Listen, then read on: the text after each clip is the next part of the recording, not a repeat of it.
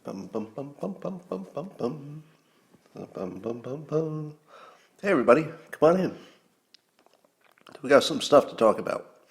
Good stuff, fun stuff. Things that will blow your mind, possibly delight you. Possibly blow your mind and then delight you. But it's all happening here. Oh, I don't know if it's morning or evening. I'm going to put down my shades, though. Let's see if I look more handsome when there's less light on me. Because I think I do, if you know what I mean. All right. Let's get to it. Yeah, let's get to it. Christina, nice of you to join. So I was watching the interview with Bill Maher did with Dan Crenshaw. You know Dan Crenshaw? And if you know who Dan Crenshaw is, you know that he's probably one of the better communicators on the right. Probably in the top 5 or so. You know, you'd put him in there with Matt Gaetz and I don't know, a few other people. Darker, please. So less light, much less light would be much better. Anyway, so if you watch the interview, it was going around the internet, and people were saying that Crenshaw dismantled Bill Maher and everything. But here's what I saw. Now, of course, I can't read minds, but here's some speculation, and you can decide how close this sounds to you. Doesn't it seem reasonable to you that Bill Maher probably hears a lot of arguments that agree with the left, probably hears them all the time, but I'll bet he doesn't hear many good arguments from the right. He probably hears the one pundit that CNN allows to be on their air every 10 minutes or every 10 days or something, and he probably samples a little bit of the stuff, the clips and the quotes taken out of context and stuff. But I'll bet Bill Maher, and this is just speculation, through no fault of his own, probably has a gigantic blind spot for what the good argument is on the right. And I've noticed this a few times. It doesn't ever seem as though Bill Maher is disagreeing with the best arguments on the right, but of course he's disagreeing with the dumb ones that don't make any sense. And the reason I'm somewhat more fascinated with Bill Maher is that I've been watching him for years, and I know that he's capable of changing his mind under any circumstances, so long as there's a good argument, and there's some data. So if you've watched him forever, you know that he's, for people on both the left and the right, he can be maddeningly frustrating because he doesn't just automatically agree with one team. And so people, everybody finds some reason to be mad at one thing or another. So here's what I saw. And I think that Bill Maher got a little flavor of this when I was on his show back in 2016, I guess. And it goes like this. I think that when Dan Crenshaw started talking, it looked like you could see in Bill's face that he was learning for the first time that there's another curtain behind the curtain. In other words, somebody as tuned in as Bill Maher can not only see the show that everybody sees, the one that's in public, but he's one of the few people who can look behind the curtain. And I think he thought that if he could see the show and that he could also look behind the curtain, that's all there is to see. And I feel as if what I was watching, and again, this requires a lot of speculation and assumption on my part, but it felt like what I was seeing was that Bill Maher was learning from Dan Crenshaw's better communicating that there was a curtain behind the curtain. And there might be a whole bunch of stuff, who knows how big, might be a little, might be a lot, but it was like Bill was for the first time hearing something that made sense that was coming from the other team, and I think it made him think, is there something here? Now, if it had been anybody else, they would just be dismissing it because it's just team sport. But what makes somebody like a Bill Maher, and I would say Sam Harris would be in the same category, even if you don't agree, I think he is, of people who can change their mind. They just have to hear a better argument, see facts to support it. So that was fascinating. A lot of people asked me for the last few weeks to talk about Dr. Shiva's ideas on treating coronavirus. And I hadn't really looked into them until today, so I have a preliminary opinion. A preliminary opinion. My preliminary opinion is that, in essence, what he's promoting, or not promoting, he doesn't have any money in it as far as I know, but what he's recommending is that some kind of a intensive vitamin treatment with specific vitamins, I think A and D and C, would make a big difference in the coronavirus, treating it. Now, here's the thing. I have to give you some background. Some of you know, years ago, I tried to start a food company making this burrito product that I tried to stuff with all the vitamins and minerals you would need for the whole day. And I thought, wouldn't that be great? You could eat a delicious burrito and make sure you got all your vitamins and minerals, so even if the rest of the day didn't go well, you'd be set. And in that process, what I learned is that the science of nutrition is largely made up. It's just all just garbage. And the science of vitamins and minerals is extra garbage. So part of the reason that I ended up bailing out is that I couldn't make a product with a claim that, hey, it's got these vitamins and minerals, if all the science was evaporating behind me. When I started it, I thought the science was pretty solid, but it was honestly just an assumption. I just assumed we knew that vitamins are good for you, right? Didn't you assume that science knows if vitamins are good for you and which ones and how much? There's no such thing. The science of vitamins is largely just ridiculousness. Now, I'm not saying that vitamins have no value. Obviously, you need your vitamin C so you don't get scurvy. Vitamin D probably does have all kinds of benefits, etc. So some of the basics we certainly know. But beyond the basics, it's just the Wild West. So I may be biased by the fact that I spend time in this domain of vitamins, and what I found is that it was all charlatans and garbage. That was my experience. Now, does that mean that the next thing that comes up is untrue because all the last stuff was? It doesn't. It doesn't mean that at all. So I'm confessing my bias. So hear this part really clearly. My bias is that when I hear a remarkable sounding claim involving ordinary vitamins, even at high dosages or even if they're intravenous, but if I hear something that's an extraordinary claim about vitamins, I just assume it's not true. Okay, so that's my starting point. Let me give you an analogy to make my point. If you get an email from a Nigerian prince who says he can get his money back from a bank if you help him out, do you need to know if that's real? Do you need to research it? Do you need to ask for identification? No, you don't, because it's an email from a Nigerian prince. That whole category is very unlikely ever to produce a real one.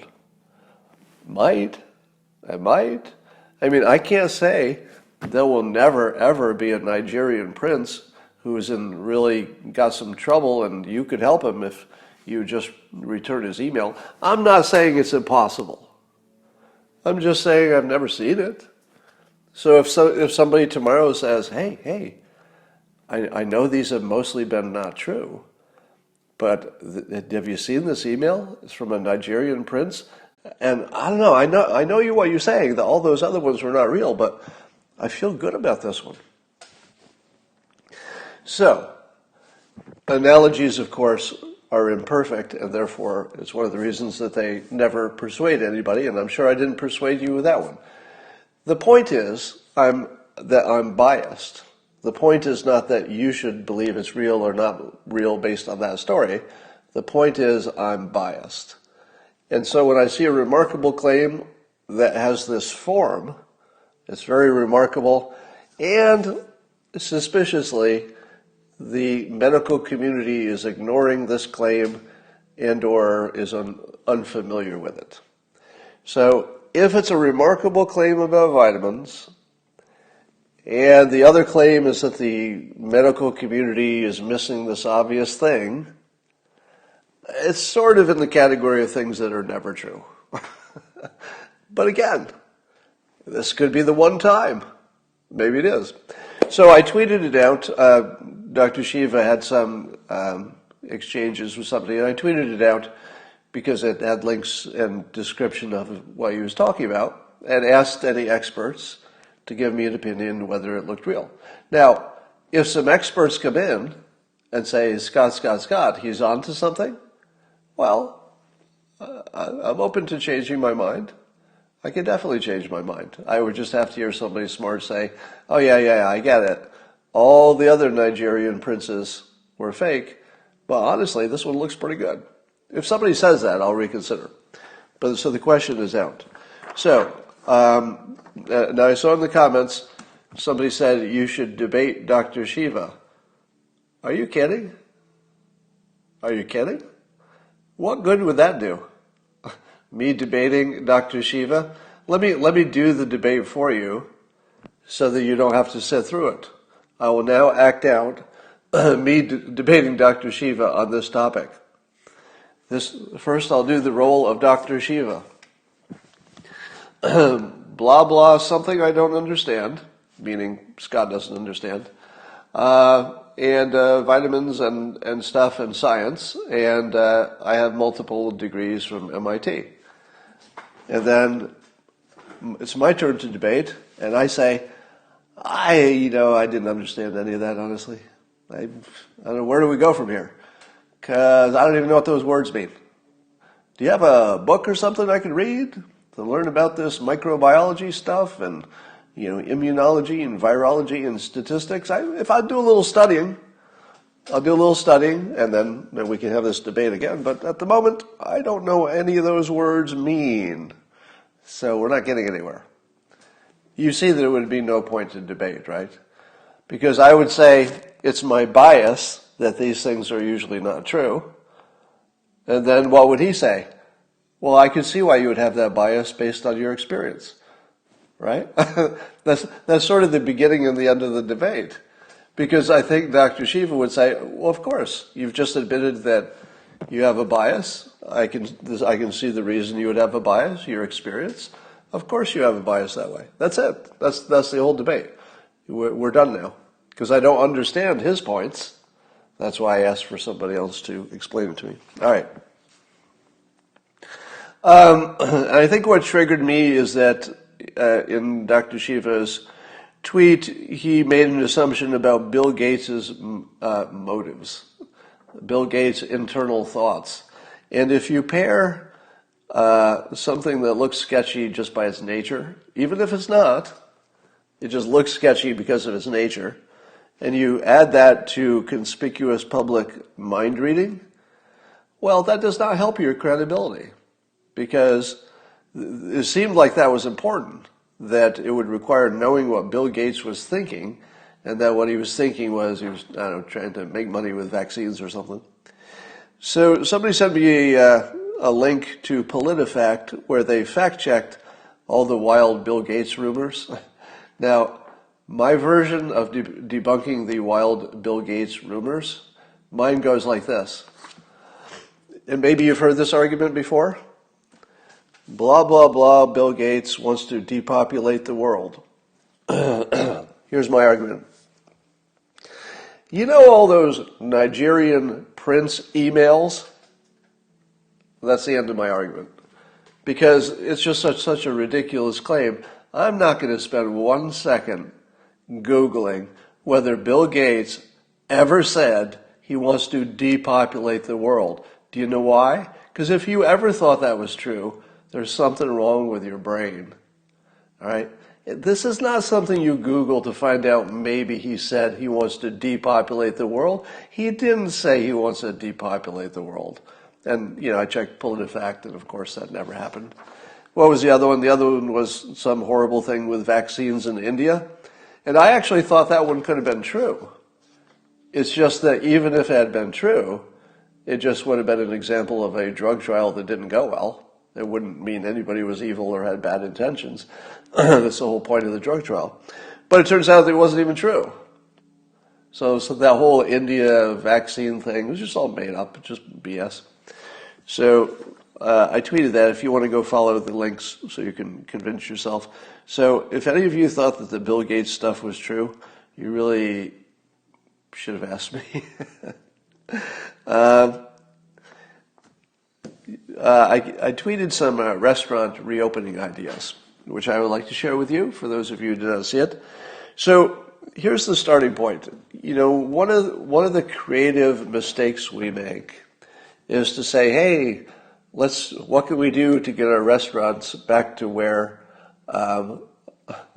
you always fall for hoaxes.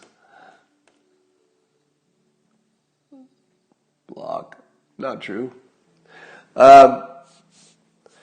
So people think, hey, how do we get our restaurants back to the way they were? And I say, if the restaurant model has just blown up, you should not be asking this question. You should not be asking how to get restaurants back to the way they were, because you rarely get a chance to blow everything up and just rethink it from the scratch. And so I think you should be asking, how could we make restaurants better than they ever were? Because you should at least ask the question. I mean, it might turn out that the answer is you can't do it. But if the only question you're asking is how do we get back to the way we were, that's sort of a loser mindset. Because when do you get to have stuff blown up like this? I mean, it's all bad news.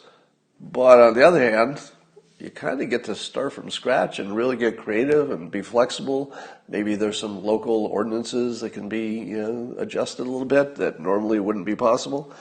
So here's some things I want to suggest in that realm. Suppose DoorDash or any of the apps that let you order food to be picked up at restaurants, suppose it added an option for dining in. And instead of where you put in your address of your house, you put in your table number. So if you're ordering from a certain restaurant and you put in the table number, that means you're there. And so there's no server talking to you to get your order. You just order it by app when you're in the restaurant, and then it comes over and it's sat on a side table, so that nobody puts it in front of each of you. There's nobody taking dishes away. They just put a side table there, and you help yourself so that you're not interacting. Now, of course, in the long run, especially a high-end restaurant, you want the full table service, but at the moment, you might have to get flexible. I also thought that you could add a little 10 card, a sign that's on the table that has the phone numbers to text if you want to send a message to the kitchen. It's not the chef who answers the phone, but if you want to send a message to the kitchen or the front office or the server or something, you can just text it. And there would be somebody whose job it is just to take the text and tell whoever it is that needs to be told. So that's one way you could avoid human contact. You might also want to relax local zoning laws, so you could expand sidewalks out during warm weather and just maybe close the streets, for a while, for months. Just close any streets that have a lot of restaurants on them, because usually there's not much parking on the street anyway. You don't lose that much. And usually there's an easier way to get around than the street that has all the restaurants. So just close it. Let the restaurants expand into the street, so you got lots of space around tables, and maybe even allow dogs. In my town, you can't bring your dog to a restaurant, even if you're eating outside. But what if you could? At least temporarily. Would you like to bring your dog out to dinner and you have him on the leash, of course? A lot of people would like that. At least in my town, that would be a big thing. And you could also imagine that using the honor system, because you could never enforce this, you would ask people to come in only at least in the beginning, with the people that they're isolating with. So if you're isolating with your family, you can bring your family and sit at a table at a restaurant. But you don't want to mix people who had been separately isolating just because they went to a restaurant. Later you can do that. And maybe if it's a business meeting and you just have to have people cross-pollinating, You have some special places, away from other people, something like that. But the larger idea is just to rethink these things from scratch, and rather than say, how do we get back to where we were, think about how to make it better. All right, I promised you that I would give you the user interface for reality. And I'm working on a book idea. I don't know if I'll write it or not, but it has to do with filters. And I was trying to think of all the different filters that one can put on life. And I've argued that if you have experience in enough domains, you can look through more windows, or another way to say that is you have more filters by which to understand the world. And I would contend, this is not yet a complete list, and I might end up combining some categories a little bit, but let's say this is about 90% right. I contend that these are the filters that if you learned enough about these, and you wouldn't have to be an expert on any of these things, but if you learned, logic and religion, mating, let me explain that one. As a filter, what that means is to understand. Let me get that guy out of here. Bad person goes away. All right, that's always satisfying. Did Soros hire you? Get rid of the crazy people. Any more? All right. So, having gotten rid of our trolls, so mating is the idea that you can see the world through the lens that everything we do is to show off to get a mate. Even if you have a mate, we're just sort of automatically designed for mating. So if you see the world through that lens, you can really understand a lot of the world. You should know a little bit about statistics and science, persuasion, economics, simulation. That's not a word. Let's call it simulation. The simulation theory that we might be a simulation. The idea that some people just see the world as winners and losers. Other people might see it as predator and prey. There's also a strategy way to look at the world. There's an abundance mindset. The abundance mindset is that you're not taking things from other people. You're finding a way that everybody gets something. And then the moist robot idea, which might be redundant, just the idea that we're dumb machines and irrational. So my concept is this, that if you knew enough about these fields, you would have the user interface to reality. And you would be able to actually see your reality and manipulate it almost in a godlike way. I said almost. I'm not saying you're omnipotent, but that you could do things which would not seem possible to people who had fewer filters. So the more filters you have, the more clear is, if you could see it like an analogy, more clear the screen is and more obvious the menu choices are. So this probably would require a book to really explain it well. But the useful part of this is that you probably don't need more of it. Examples. What would be a good example? Let's see if I can pick one. Well, let's take abundance. So we have a problem with communist China because it looks like they think that the best thing for China is for the United States to be weaker. So that's the opposite of an abundance mindset. President Trump has an abundance mindset. He used it with North Korea. He's used it with President Xi. Obviously, he's not working in China, and who knows what's happening in North Korea, but they don't seem to be mad at us at the moment. So that's good. But the president said, hey, if we work together, we both get richer. If we stay enemies, we don't. Now, obviously, it seems that China has some kind of winner-loser, predator-prey mentality, that there are only people winning and losing, and they want to be on the winning team. Whereas the president, of course, still has those filters as well, but he has extra filters. So he, instead of, obviously knowing that if he went to China and said, hey, it's a win or lose situation, one of us can win and one is going to lose, good luck, we're going to win and you're going to lose, that wouldn't really get you very far in negotiations. But if you go into it, if you go into the negotiations with an abundance mindset, you can, maybe pry some flexibility out of the other side. All right. So, let me give you some other examples. I like to use this example all the time. If you understand economics and you understand business models, then you probably understand that it's very unlikely you'll get a speeding ticket at 6 a.m. on a Sunday morning. Now, that's something that you could see clearly if you have the economics filter. And if it's not obvious to you why you're not going to get a ticket at 6 a.m. on a Sunday morning, no matter how fast you speed, it's because you don't have that filter yet. Let me explain why. The police department is like every other organization. They have a budget, and so they have to use the budget where it makes sense and not where it doesn't make sense, otherwise they'll run out of money and not be able to do the things they need. So given that almost nobody has a car accident at 6 a.m. on a Sunday morning, it's probably the least likely time that speeding is ever an actual safety problem, because there's just nobody around.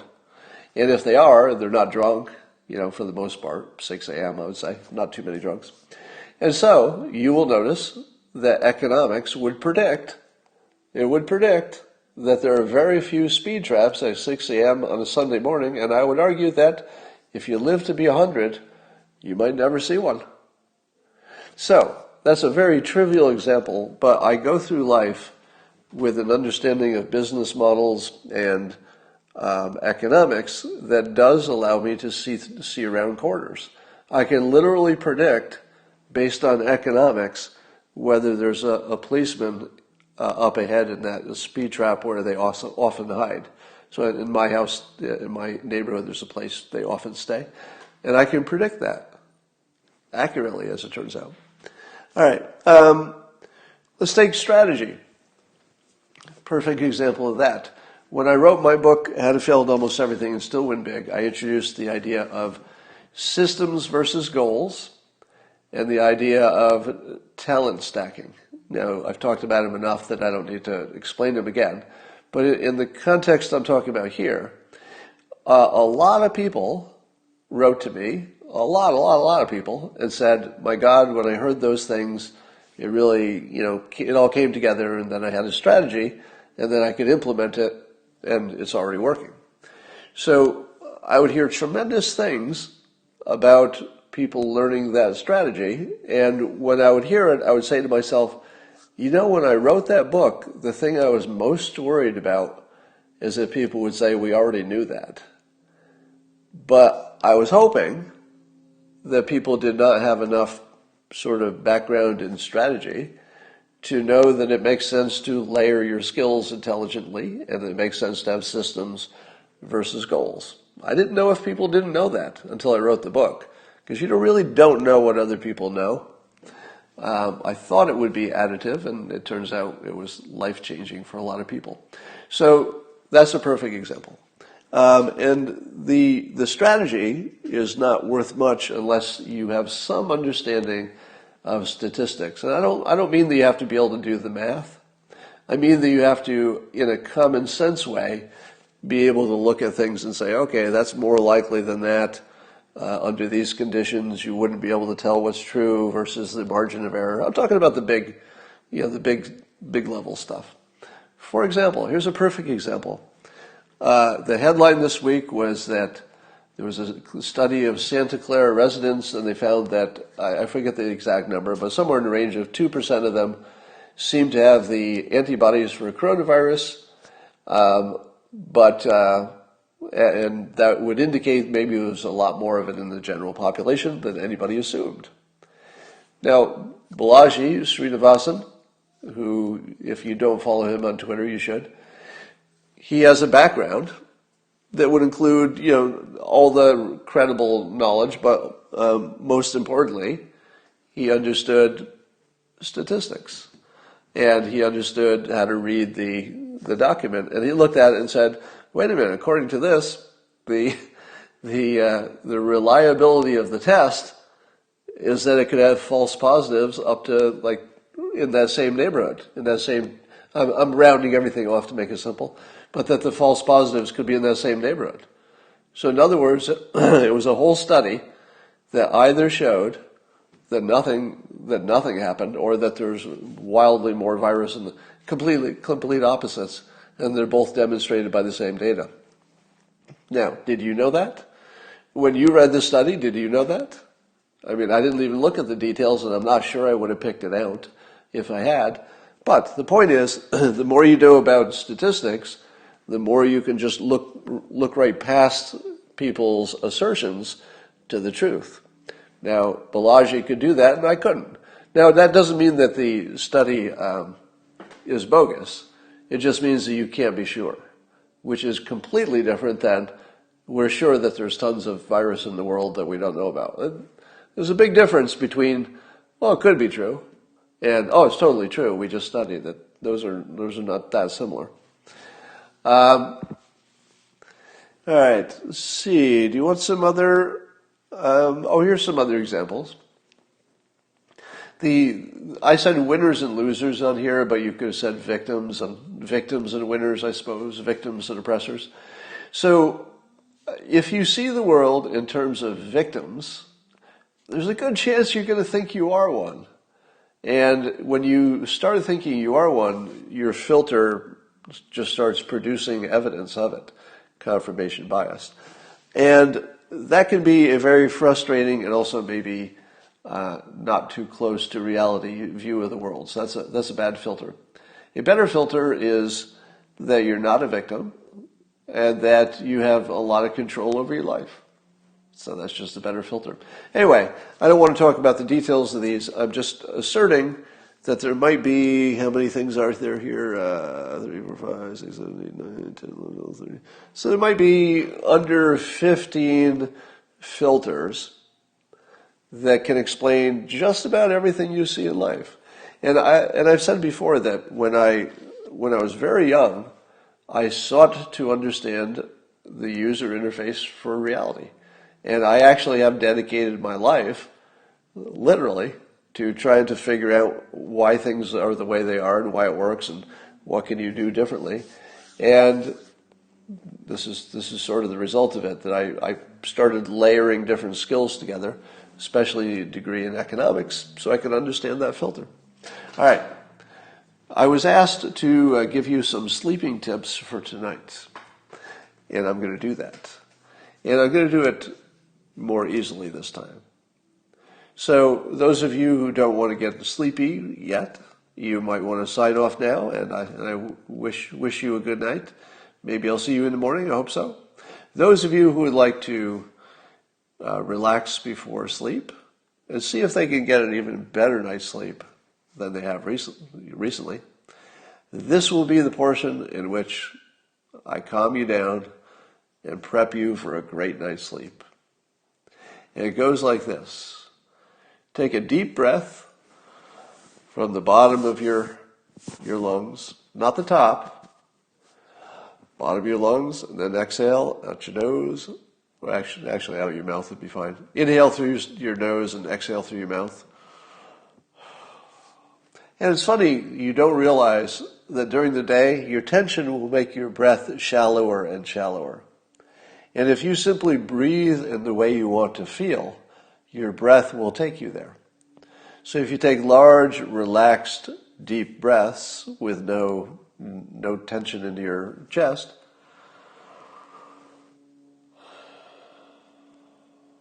it just automatically takes you to that place. And it does it pretty quickly.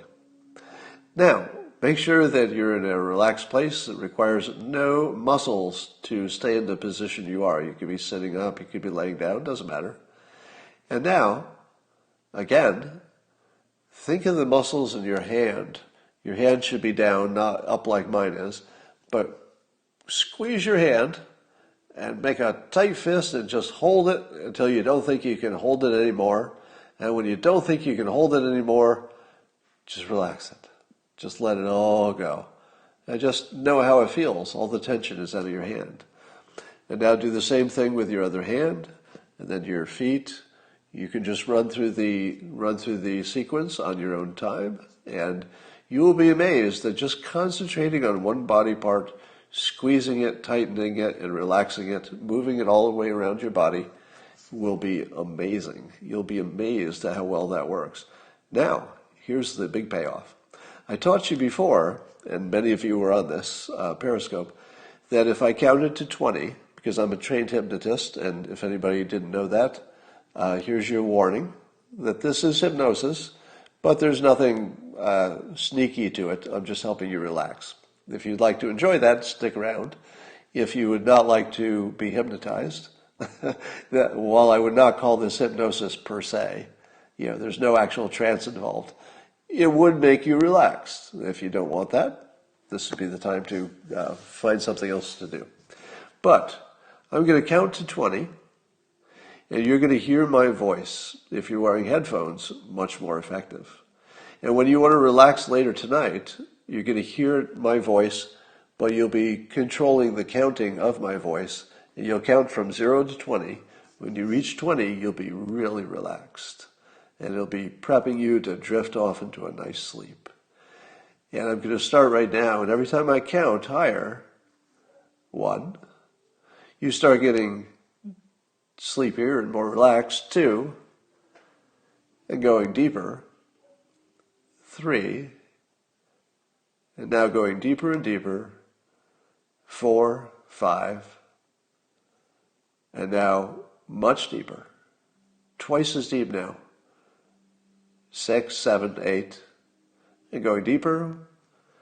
Doesn't matter if I skip a number, 10, I could skip 2 numbers, 12, and you would just get deeper and deeper and more relaxed.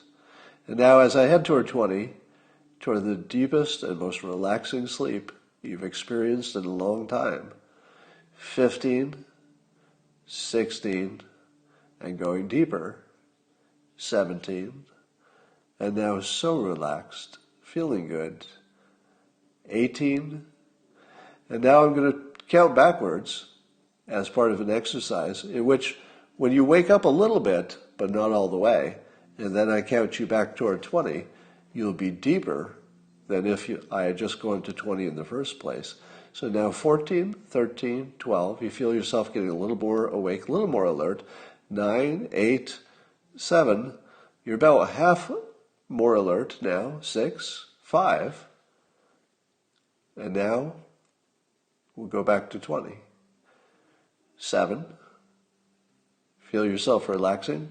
See how much quicker it is than the first times you tried this. 8, going deeper.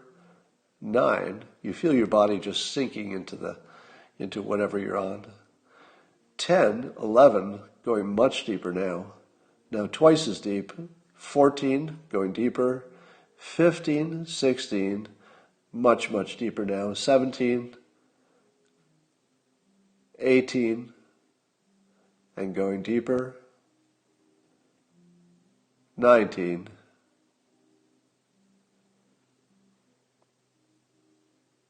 20, and now completely relaxed, almost floating. It feels good. Now 21, 22, deeper than you thought was possible. And this is what you'll remember when you try to relax later. You'll remember the counting, you'll remember how you felt, and you'll be able to reproduce it just by remembering it and counting yourself to 20. But now I'm going to bring you back so that you can get ready for your evening and whatever's next. 19, 18, 17, starting to wake up. 16, 15, 14, about halfway there. 10, 8, 7, almost awake now. 6, 5, you're going to feel really good when you wake up. 4, oh my goodness, it's going to feel great when you wake up. 3, 2, 1, open your eyes if they're not already open. You're completely alert, but more relaxed. And later, when you talk yourself back to 20, you can have an amazing sleep. And I'll leave you with that. Have a great night.